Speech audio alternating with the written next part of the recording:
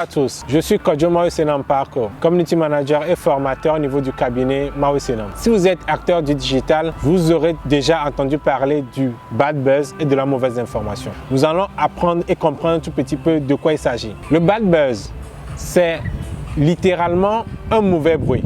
Sur Internet, on parle de bad buzz quand vous êtes soit à la source d'une information, soit victime d'une mauvaise information qui tourne tout autour de vous. Quand on entend parler de mauvaise information, la mauvaise information, c'est une information qui tourne autour de vous dont vous n'êtes pas responsable.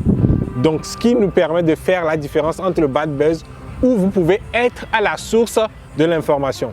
Donc, le bad buzz et la mauvaise information, la différence est que pour le bad buzz, vous pouvez être à la source de cette mauvaise information qui vous engloberait.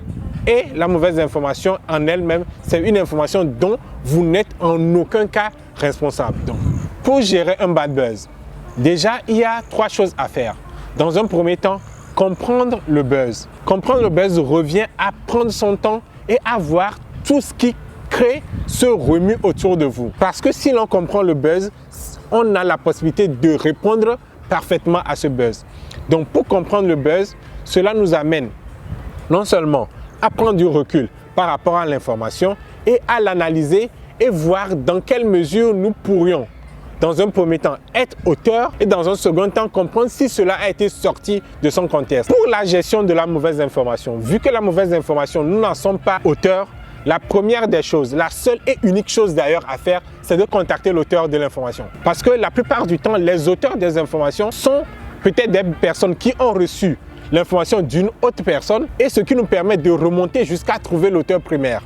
Une fois que l'auteur primaire est trouvé, il faudrait engager un dialogue avec l'auteur primaire pour savoir en réalité d'où est venue cette mauvaise information. Parce que quoi qu'on dise, toute information répond à la règle de cause à effet. Ce qui nous envoie à trouver l'effet ou la cause qui a créé plutôt l'effet entraînant la mauvaise information. Donc, avec l'auteur primaire de l'information, nous pouvons le comprendre et de ce fait, savoir ce qui a entraîné la fausse information qu'il y a eu à notre endroit.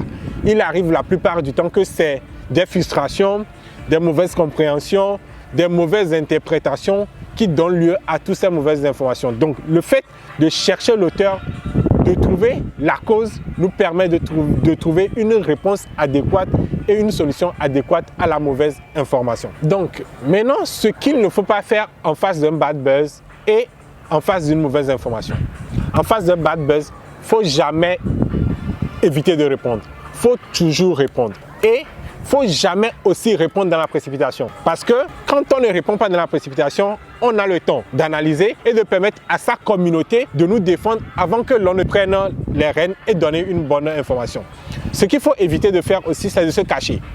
Quand on est sur les réseaux sociaux, la plupart du temps, il arrive à certaines personnes de créer des comptes parallèles pour vouloir contrer le bad buzz. Donc, il faut éviter de se cacher.